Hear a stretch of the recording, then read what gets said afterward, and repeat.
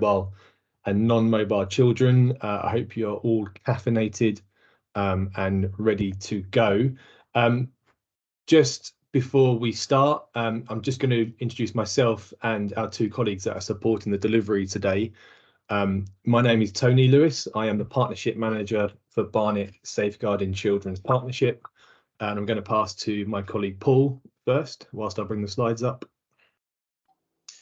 And I'm Paul DeKeyser. I'm a paediatrician at Barnet Hospital, and I'm designated doctor for children's safeguarding for the borough. Morning. Thank you, Paul. And then to Caroline. Good morning, all. I'm Caroline Loke, and I'm the designated nurse for safeguarding children in the borough. Welcome. Thanks very much, Caroline. So just very quick housekeeping. We are going to record the session with a view to placing it on the BSCP website. If you could just keep your microphones on mute whilst we're going through the content, and there'll be opportunity at the end to ask any questions that you may have. Alternatively, please put them in the chat box. For those of you that wish for the slide pack to be sent to you, please put your email address in the chat box, and you'll also get confirmation of attendance as well. So Terry, if you can see the slides, can you just put thumbs up? Can you see that okay? Yeah, cool. Right, so as I said, warm welcome to you. We've got an hour this morning, so we'll move forward at pace. So this is about disseminating the learning in regards to a recent revision of our bruising protocols in mobile and non-mobile children. Just some context from myself before I hand over to Paul. Why are we doing this? So there's been several drivers for the review of these protocols. At a very top national level, last year's publication of the National Review following the tragic murders of Star Hobson and Arthur Binjo Hughes encouraged local safeguarding children's partnerships to review their protocols for assessing and identifying bruising in mobile and non-mobile children. The inability for those two areas to do that was identified as a causational link to their murders. And then at a more local level, at the back end of last year, the partnership in Barnet published a local child safeguarding practice review titled Child L, and that followed the presentation at hospital of a small child with 36 bruises, which were deemed non-accidental. He was known to multi-agency services, and one of the core recommendations and sort of findings in that asked the partnership to look at these protocols once more.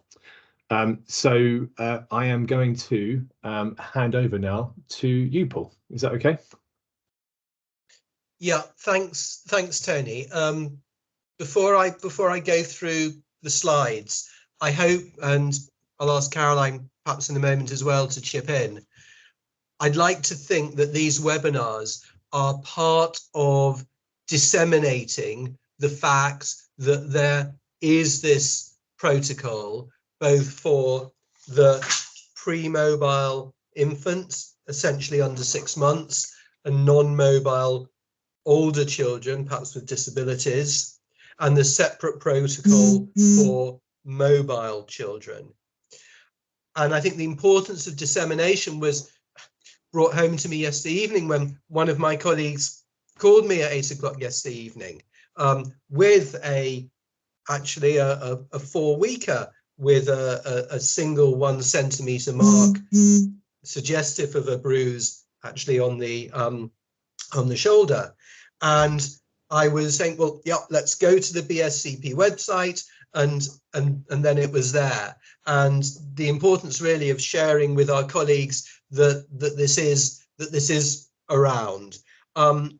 It's going to be a document that I hope will be of use. Flowcharts which were brilliantly done by Caroline at the end of each document, and which I think are uploaded separately onto the BSCP website, as I learned last night when my colleague was looking, and sharing it with your colleagues, discussing it with other members of your team. The one of the principles, 2 principles perhaps at the beginning.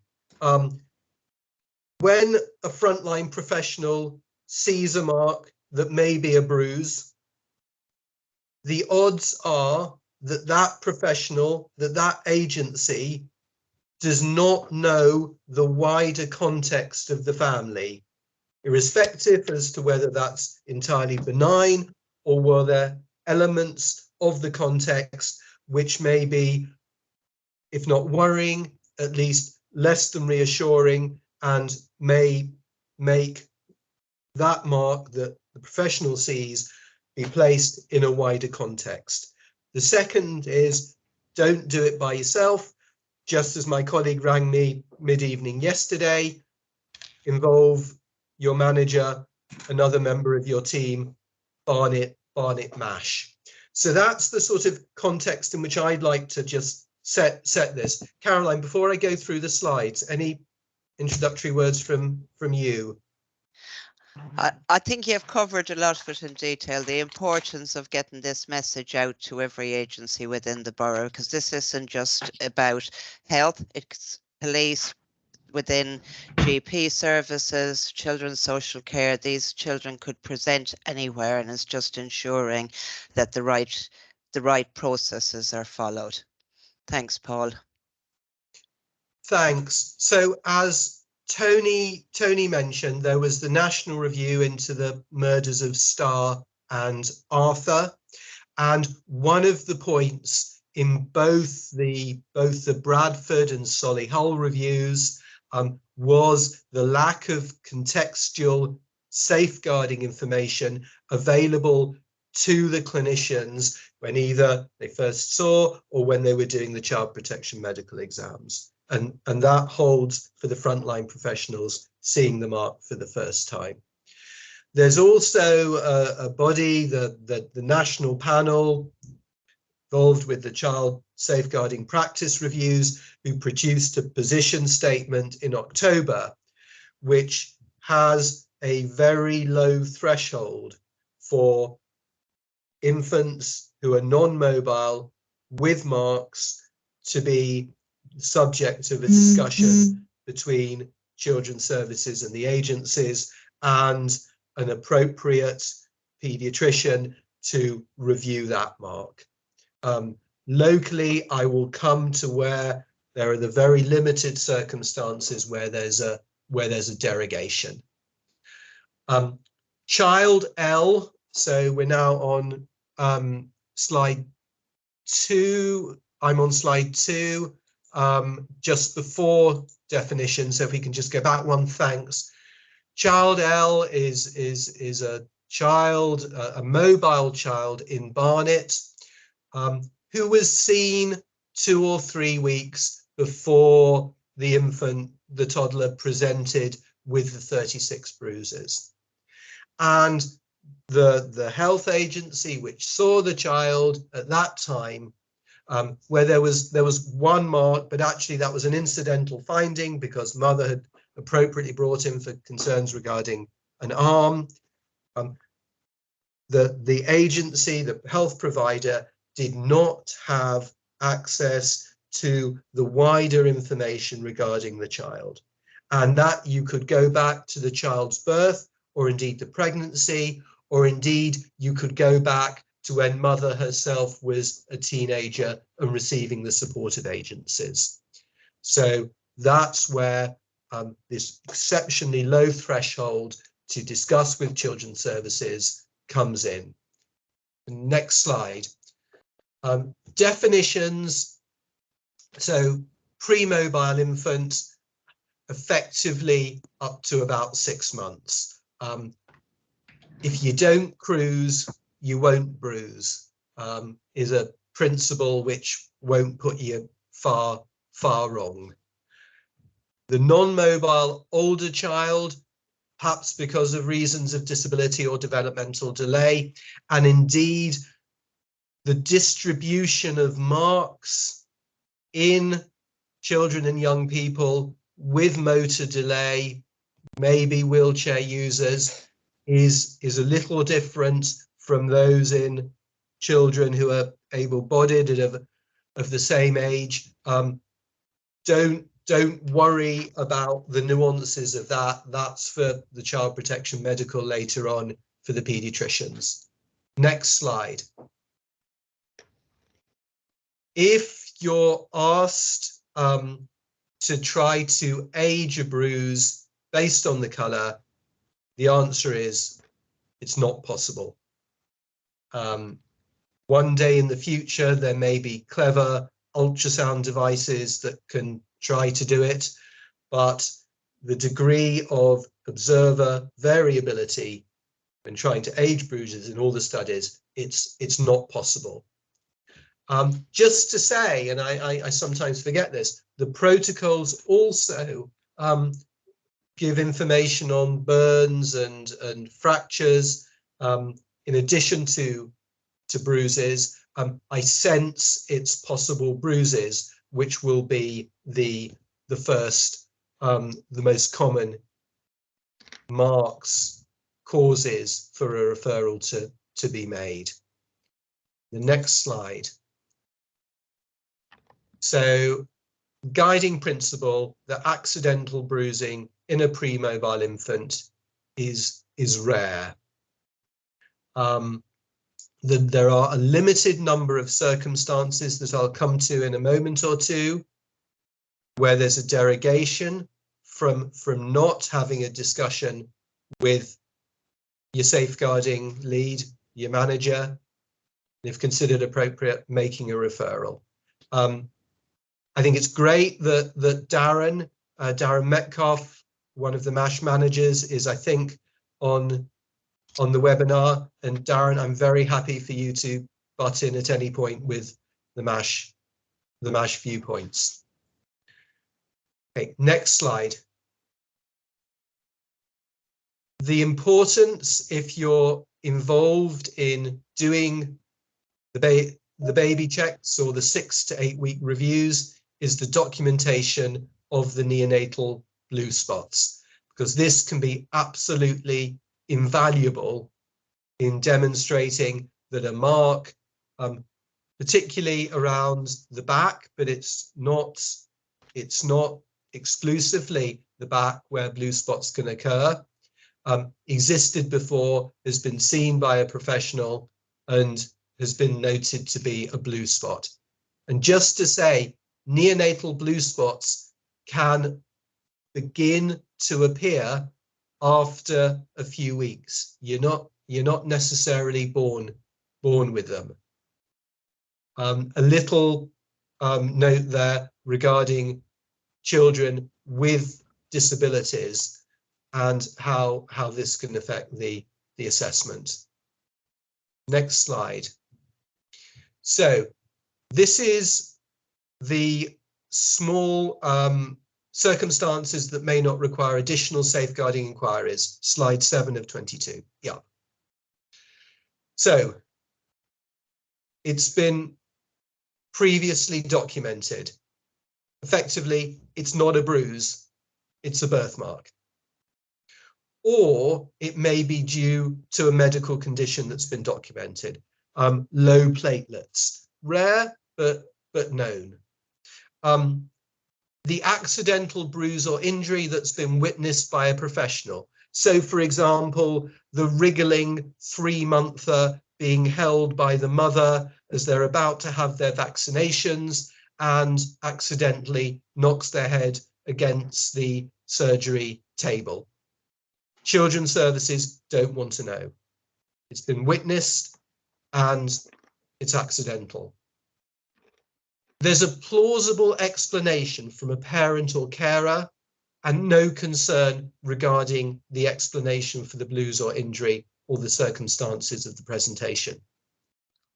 Now, for all of these to apply, there must be the absence of any other current or previous safeguarding concerns regarding the infant or family. So, for example, if the mother who is holding the infant for the vaccinations is noted to be worse aware for alcohol, or may not be able coping with prescribed medication, then that means that the particular derogation in that circumstance doesn't apply. And there should be a discussion with Children's Services, because it may be that this is a family in need of support. Darren, do you want to come in?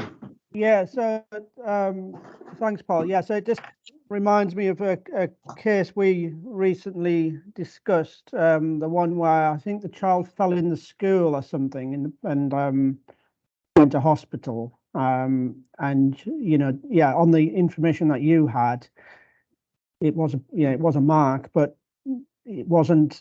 We wanted additional checks via Children's Services. So yeah, so we agreed, didn't we, to we would do those wider checks. We did speak to the school, and their sort of account supported what the parents were saying. So yeah, we felt the necessary checks, safeguards had been explored, and that didn't go any further to a strategy meeting. Yeah. And Darren, I'm going to perhaps just discuss this point with you now, because colleagues may, when they're looking at the MASH, when I was doing the MASH form for that case, I was on call at Barnet that night. I was stressing within the MASH form that I believed that the explanation from the parents, I believed that it was plausible and consistent, that from their presentation to my health provider, I didn't have any other concerns, but I wanted to check with the MASH that there is no other information, both regarding the child and the other siblings, which would make further investigations necessary. That's the way that I phrased it, and I think it's important because at the moment the MASH form doesn't quite sort of provide a sort of specific section for that, that within the free text, that those making a referral in these circumstances stress what they feel and what their perception is. Okay, so if we go on to the next slide, right, situations of particular concern. Let's flip the other way from where we think it's plausible to where there's concern.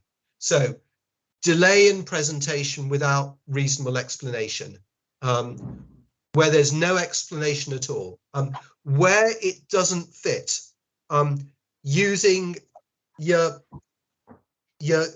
intuition, your common sense. Don't worry about all the papers.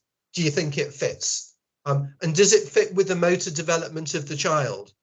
And again, if there are concern, what age should they be rolling, and what age should they be sitting or cruising? There's a big variation, but you will have seen it in your practice. A child with a voice, child who verbalizes, who gives a different account. From my child protection medical exams, up to about 5 or 6, children perhaps don't realize the context of a CP medical and may speak in a less inhibited way than perhaps the older children. By the time they're 6, 7, certainly 8, they realize what's going on. And if we see them a day or 2 later, then there are lots of don't knows or can't remember what we told the teacher. So related to age. For the pre-mobile infant, head circumference. If the head circumference is increasing up the centiles compared to birth, I'm worried. And I'm worried both medically and worried from a safeguarding viewpoint. And if there is a subdural hemorrhage or there is a cranial injury, then it's not just extreme floppiness or abnormal movements, the florid signs that may develop. It can be insidious, increased crying, vomiting, difficulty feeding. It's very difficult to identify whether or not there's been a cranial injury with these insidious presentations. And if there's concern, then absolutely send them up medically, irrespective of the safeguarding. Inconsistent explanations. Next slide. Yeah, inappropriate response from the child. If there was a sort of injury being described that we'd expect them to cry, and either they didn't, they said they didn't, or the parents said they didn't, that's not quite fitting. Background issues, when I spoke about context, which you may not have, the substance misuse, the mental health problems, the domestic abuse. Signs of neglect, poor clothing, hygiene, nutrition. Can I just highlight here that it's often very difficult to know where the border lies between a family that is struggling to meet the needs of the family because of the cost of living crisis, and where that difficulty in providing food or providing heating, where that is a family in need of support, and where the threshold lies as to where it reaches neglect. And that's desperately difficult, and is something which is not for any one agency to give a definitive opinion on. So rough handling, perhaps in A&E if we see it, or while waiting to be weighed in the children's centre. The feeding and excessive crying and worrying about the head injury. Behavioural change, also head injury. Next slide. Multiple injuries at one time, marks that are consistent with an implement, concerns expressed to professionals by family members. This was in both Star and Arthur's case, and how agencies can take it on board. So next slide. I'm only really going to allude to these. A lot of writing, they'll be in the pack. Seek the explanation. Think about it with colleagues. If you can do a body map, that's great. Try to record as closely as you can what was said to you. Useful to make a drawing, ask the person to make a drawing of how it occurred, especially where there's no photograph. We need to be wary of photographs. If parents produce photographs of infants and young children where they're perhaps more explicit than we're comfortable with, and fundamental that we assess the social circumstances, and that's where we often need more than one agency. Next slide. Who was with the parent or young person at the time? Who lives at home? Many dwellings in Barnet now are houses of multiple occupancy, may not be related to the parents, may be shared kitchens or bathrooms. The Lardo is something which a referral that would be made by children's services.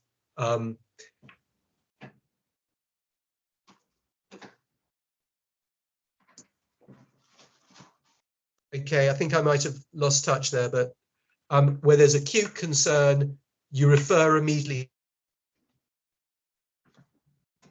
by ambulance if necessary, and safeguarding concerns should not delay referral. And if you are referring up and speak to the duty registrar, please give your details so that if a family doesn't come, then the registrar can contact you back. Okay, if you don't have a safeguarding professional in your agency, you still feel there's the need, don't let that prevent you from making a referral when you feel that you need that to be done. The contact number for the MASH is there. The follow-up, again, if Darren wants to to chime in about the importance of following up and feedback, following up a phone call to the MASH with the immediate referral. If it was out of hours, as I did, ringing them first thing the following morning, because I did it in the opposite order because it was the middle of the night. Darren.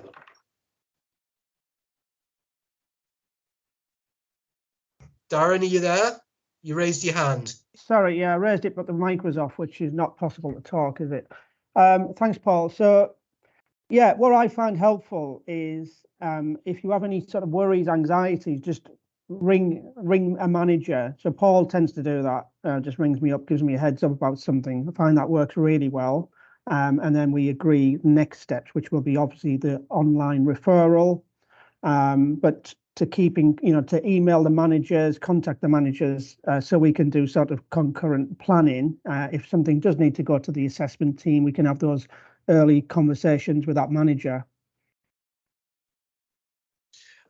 I'd certainly echo that, because sometimes I look back on the MASH form and I think, well, actually, did it really reflect the nuance that I was trying to describe? And actually, it's very often in a telephone call that you can best give each other a sense of how you feel and where you want to go forward. Yeah, I agree.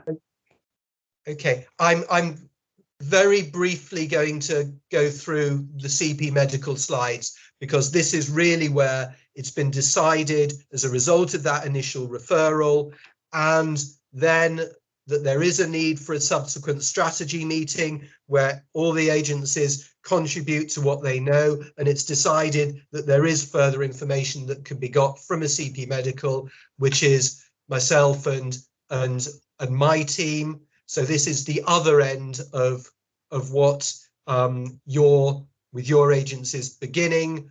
Little more on the next slide about the logistics of the medical, little more on the next one about the content, and this really is contributing to what we call a Section 47 investigation, where it is considered, as a result of your initial referrals and subsequent information sharing, that there is concern that the infant may be or may be likely to be at risk of significant harm. That Section 47 contrasts with Section 17, a child or family in need of support, and it's within Section 47 that 99% of the child protection medical examinations take place. Slide 17 was more about the police and health at the time of the medical, and the police have been great. And with enormous thanks to Caroline, slide 18, what we've discussed in the earlier slides on one sheet of A4, which I think is a remarkable achievement, and still don't know how you did it, Caroline. So 19 is the pathway for mobile children, and 20 is the information sheet for parents as to why the referral is being made, and these you'll be able to print off. Tony, have these been uploaded onto the BSCP website as well? If people want to. Yeah, Paul, absolutely. Yeah, I've just put the link in the chat box. All of this information, the pathway plans and the leaflet, are there. The leaflet in particular is towards the back end of the documents, so you can print them off and they can fold so they can be handed out. So all of that information is there. That's great. And then just very lastly, for those who do want to read a little bit further, on the very last slide of 22, in terms of the sources that we used for the protocol, partly the RCPCH, partly NICE, and one or two of the documents that we've referred to, the Child Safeguarding Practice Review Panel document from last October. That's a whistle-stop tour round the slides and the background to why we've produced this protocol now. Caroline. Thank you, Paul.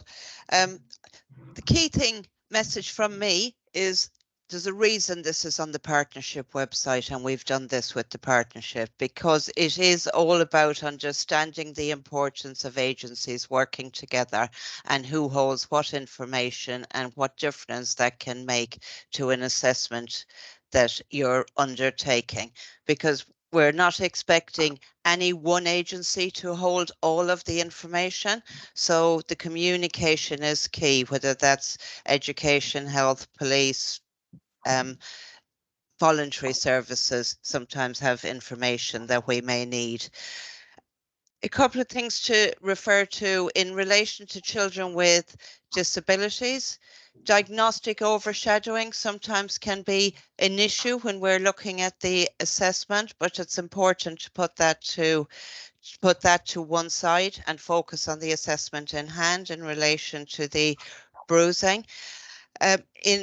From a health perspective, when we're looking at services and sharing of information, if you haven't got something, for example, a discharge summary following the birth of a baby, phone up, get that discharge summary so that you have that information on your records, and raise those concerns sooner rather than later, because from some of the reviews we've undertaken, whether it's in Barnet or some of the national reviews, it often is about missing information and communication with each other.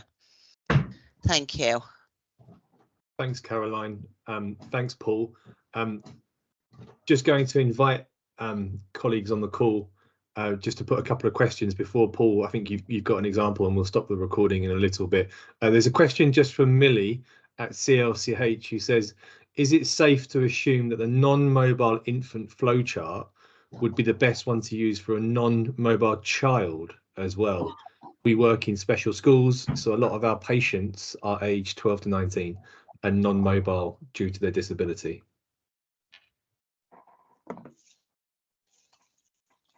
Any thoughts on that, Caroline or Paul?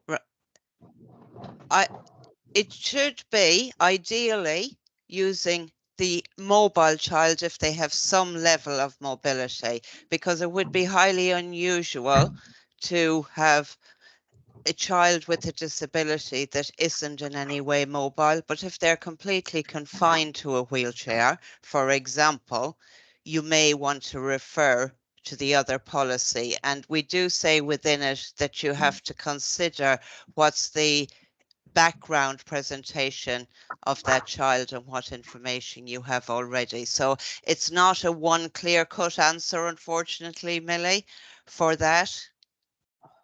What's your thoughts, Paul? I'd echo that. Some of the complexities can be that the child, the young person, may not verbalise.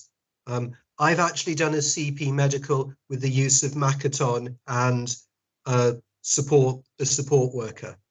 So the child may not verbalise. Equally, it may be a mobile child, but with developmental delay such that they have no sense of danger. And again, where is the threshold between reasonable attempts to protect the child from bashing into objects or running into dangerous things and being neglectful? Very, very difficult. Equally, the distribution of marks may not, as I said before, may be different for wheelchair users.